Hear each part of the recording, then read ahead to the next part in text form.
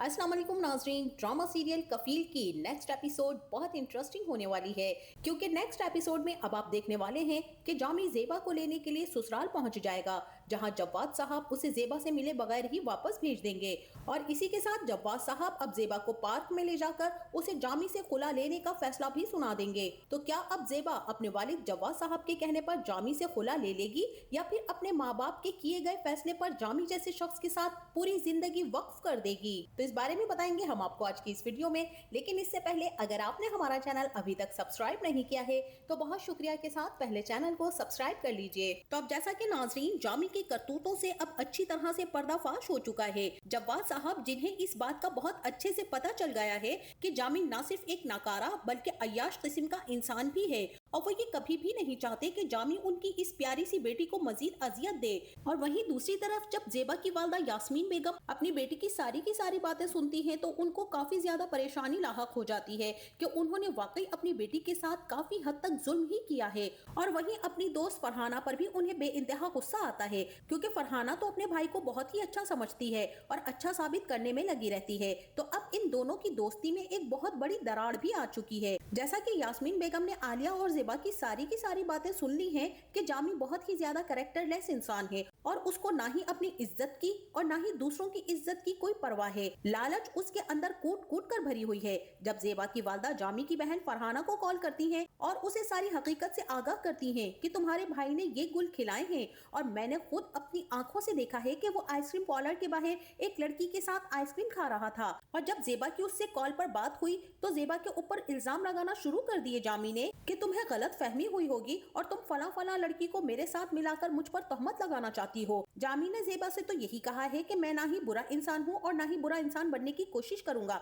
यहाँ पर यास्मीन बेगम फरहाना को सारी हकीकत से वाकिफ कर देती हैं कि मैंने खुद अपनी आंखों से देखा है वो जामी ही था। वो उस लड़की के साथ वहाँ पर आइसक्रीम खा रहा था तो उसने खामखा मेरी बेटी को ही बुरा भला कहा है कि वो उसकी इज्जत पर दाग लगाना चाहती है। यहाँ पर फरहाना जब अपने भाई के बारे में ये सारी की सारी बातें सुनती है तो उसकी हैरत की इंतहा नहीं रहती क्योंकि यास्मीन उसकी एक बहुत अच्छी दोस्त है और बचपन का साथ रहा है और उसकी क्लास फेलो भी रही है। तो वो कभी भी नहीं चाहेंगी कि इन दोनों की दोस्ती में कभी ऐसी दरार पड़े। तो फरहाना भी काफी ज्यादा परेशान हो जाती हैं कि उसका भाई जामी, जो कि एक कैरेक्टरलेस इंसान बन चुका है, उसको ना सिर्फ अपनी इज्जत की परवाह है और ना ही दूसरों की इज्जत की। और वो उसको बड़े अच्छे तरीके से जानती भी है कि अस्मा और जामी का पहले भी रिश्ता चल रहा था। इसीलिए अब फरहाना अपने वालिद को कॉल करेंगी और उनसे यही कहेंगी कि जामी को समझाइए और उसे कहिए कि ज़ेबा को फौरन से घर लेकर आए। इतने दिन तक मैके में बैठे रहना अच्छी बात नहीं है। वहीं अब दूसरी तरफ जव्वाद साहब भी फैसला कर चुके हैं कि वो अपनी बेटी को इस शादी से आजाद करवा लेंगे। जिस तरह से वो अपनी माँ से बहस करते हैं कि अपनी बेटी को मैं दुनिया के खौफ से इस आग में झुलसने नहीं दूंगा, मुझे नहीं परवाह है कि दुनिया क्या कहेगी और क्या नहीं। वो अपनी बेटी को उसकी दोस्त के घर से लेने जाते हैं और रास्ते में उससे बात करने की कोशिश भी करते हैं। और ज़ेबा जानती थी कि उसके वालिद उससे क्या कहना चाहते हैं, लेकिन शानी के घर में जमाल और उसकी मंगेतर की तस्वीरें देखने के बाद ज़ेबा अब पलटकर नहीं देखना चाहती है। इसीलिए अपने नसीब पर राजी है और अपने वालिद से भी वो यही बात करती है। लेकिन जव्वाद साहब तो इतनी आसानी से इस बात को नसीब पर डालकर चुप नहीं बैठ सकते। ज़ेबा को लेकर वो किसी पार्क में जाकर बैठते हैं और उसे समझाने की कोशिश भी करते हैं कि बेटा, मैं चाहता हूँ कि तुम जामी से खुला ले लो। ज़ेबा हैरत और बेयकीनी से अपने वालिद को देखती है और कहती है कि अब्बू, आप ये क्या कह रहे हैं? ज़ेबा पहले ही उलझी हुई है और अपने वालिद की बात सुनकर और भी ज्यादा परेशान हो जाती है। ऐसे में घर वापस आती है तो यास्मीन बेगम भी फरहाना की कॉल के बारे में जव्वाद साहब के सामने जिक्र करती हैं कि वो ज़ेबा पर इल्जाम लगा रही थी कि ज़ेबा जामी पर शक करती है। मैंने भी ठीक ठाक बातें सुनाई हैं उन्हें और वैसे भी उन्होंने मुझे इतना बड़ा धोखा दिया है क्योंकि मैंने खुद जामी को किसी और लड़की के साथ देखा था। यास्मीन बेगम की बातें सुनकर जव्वाद साहब और भी ज्यादा गुस्से में आ जाएंगे और यही कहेंगे कि पहले तो सिर्फ निकम्मा था, अब तो औरतों के साथ चक्कर चलाना भी शुरू कर दिए हैं उसने। यहाँ पर यास्मीन बेगम सर झुकाए बैठी हैं कि सारी गलती उन्हीं की है क्योंकि उन्होंने अपनी दोस्त पर आंखें बंद करके एतबार किया और अपनी बेटी की जिंदगी को बर्बाद कर डाला। जव्वाद साहब यास्मीन बेगम को अपना फैसला सुना चुके हैं कि मैं ज़ेबा को अब वापस उस घर में नहीं जाने दूंगा। मैं बात कर चुका हूँ ज़ेबा से, वो खुला लेगी जामी से।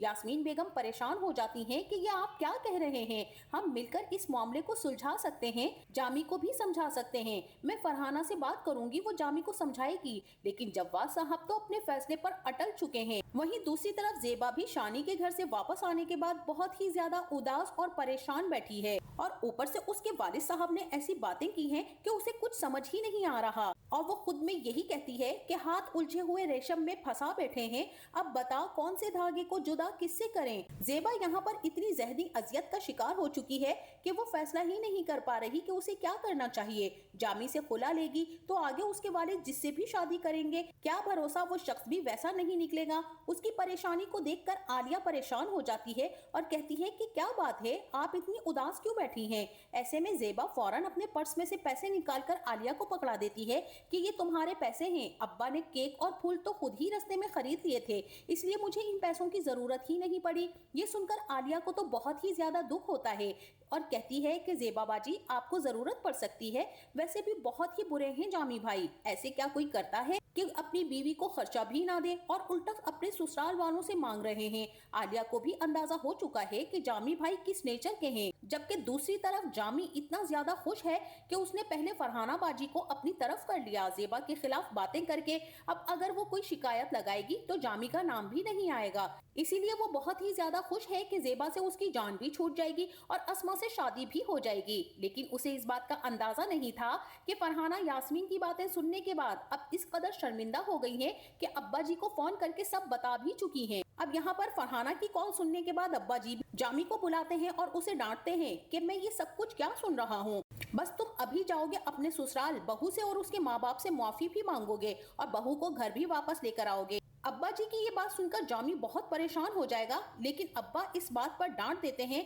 कि बस जो कह दिया है वही करो और जामी को मजबूरन अपने बाप की बात को मानते हुए ज़ेबा को लेने अपने ससुराल जाना पड़ेगा। वहीं दूसरी तरफ ज़ेबा को भी परेशान देखकर उसकी दादो उसके पास आती हैं और समझाने की कोशिश करती हैं और यही कहती हैं कि बेटा जामी जैसा भी है अब वो तुम्हारा शौहर है, अपने बाप को रोको, वो इतना बड़ा फैसला कैसे कर सकता है और बेटियों के नसीब में जो होता है वही मिलता है। मेरी तो नहीं सुन रहा, तुम ही अपने बाप से बात करो। वक्त बहुत बड़ा मरहम होता है क्योंकि बीवी अपने शौहर को एक ना एक दिन अपनी तरफ कर ही लेती है।